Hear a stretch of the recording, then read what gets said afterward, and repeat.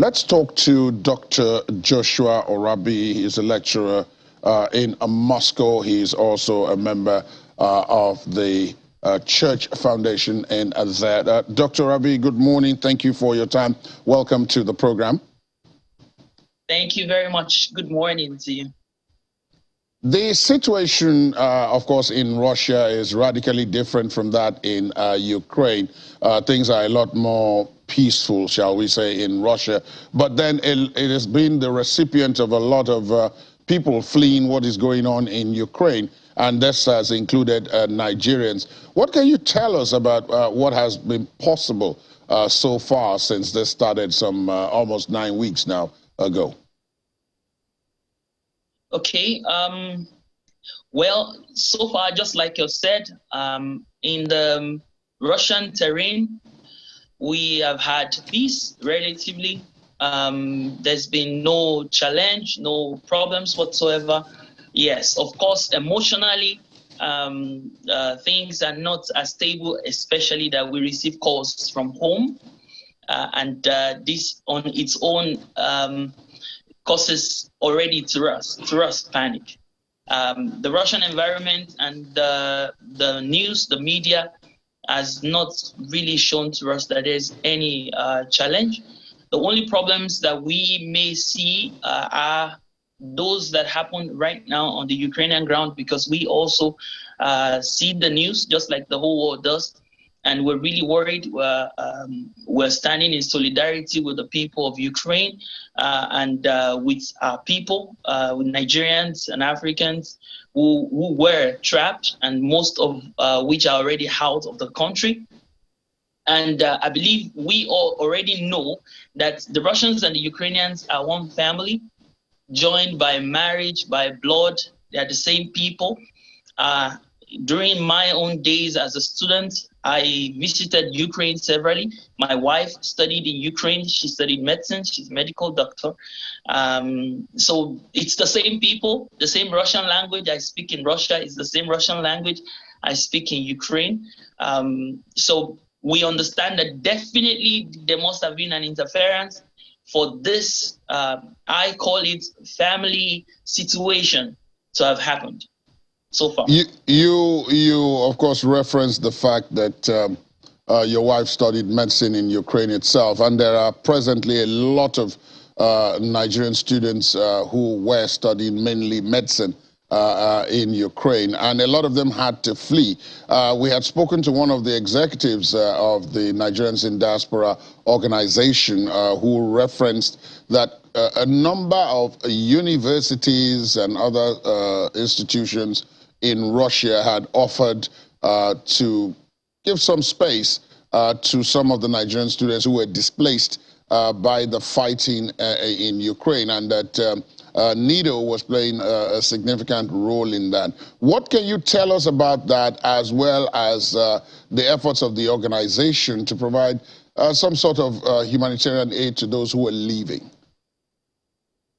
Well, concerning humanitarian aid, I should once again give kudos to Nigerians in the Diaspora Europe, organization Europe, headed by Dr. Obashikola, who is actually from the Russian chapter. That organization, day and night, had been on their toes.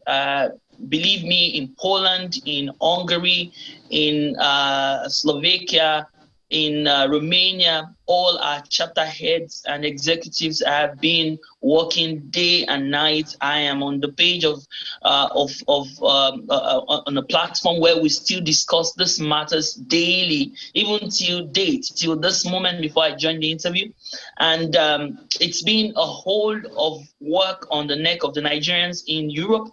And I must really salute the courage so far. And of course, the diplomatic missions have done a great job to creating humanitarian support, humanitarian assistance. Some Nigerians are still trapped in Europe. I believe none is in Ukraine at the moment. I want to believe so, except for those who have decided to stay back or those who have become citizens of Ukraine. due to the policy that every man now who is within the ages of 18 to 60 must stay back to fight. Well, if we had such Nigerians in such categories, then yeah. But aside that, everyone else is being given the opportunity to flee, to escape, and NIDO is really doing a great job feeding, putting them to jobs, to getting one or two things to be done, trying to get them into universities. Now, coming to the Russian end, I particularly gave a call from my own office to the Ministry of Education of the Russian Federation, confirming that the ministry actually is made available an opportunity for every single foreigner who has escaped from Ukraine to get into the Russian educational system. I am in the academia myself as a lecturer, and I know definitely that the Ministry of Education, the Russian Ministry of Education, has since been very kind and generous with training of foreigners. Most of the Russian-trained Nigerians and Africans and even foreigners, most of them have been on the free Russian education for ages until now. I also had the opportunity. First, I came to study fee paying, but then later I got an opportunity to study on scholarship due to my activities, my social activities, then as a student. And so this same time, the Ministry of Education is giving an opportunity to every single Nigerian, every foreigner who was studying in the Ukraine, and now as an opportunity to come over here to study. How do they do this?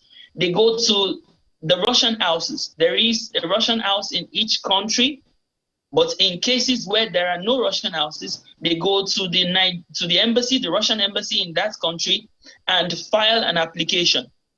So such students enters already from September on the federal scholarship, the Russian government scholarship rather, and then enters into the year one, the first year. This was how it was explained, the first year, and then after providing documents to show that he or she has been studying, for example, in the third year, in the fourth year, the fifth year, the sixth year, the school, the university that has absorbed such students will take the students to his rightful place of study. So making sure that no one actually loses out on the education, and the Russian Federation is also giving this as an act of his kindness to absorb people free of charge to study. And I know, of course, also under this program that they still receive some very menial, very little stipends, which also can sustain them in paying for accommodation within the school territory and buying some few things in the course of the month. This is good, and I don't think anyone else so far has been able to do this. The other question I wanted to raise with you has to do with day-to-day living. As you said earlier in the interview, we all read the news, all this, the sanctions that have been imposed on Russia, mainly economic. With people out there who are living day to day, like you pointed out, you're a lecturer, if you're living day to day and so on, do you really get to feel the impact of these sanctions? For example, do you have international ATM cards that have stopped working since all of this began? Well, so far it's not been as harsh as the world think it is. It's not possible not to feel the heat one way or the other, especially from the banking systems. Our banks informed us that we may not be able to use our Visa cards outside Russia, but within Russia we still use them. We already have other Russian cards too, like the Mir. We use it easily. We have no challenges. Yes, at the beginning of the sanctions, food was almost going scarce because people feared that there may be less supplies. So we had people who went to the shops to hoard food. And for this reason, we had limited supply. But then after a while, everyone saw that it was not going to be as bad. So people went back to their usual lives. The cost of food got a bit expensive, and I believe this is global. Like everyone else is complained about the cost of food, and it's everywhere. But in the Russian Federation itself, we've not experienced such a massive, such grievous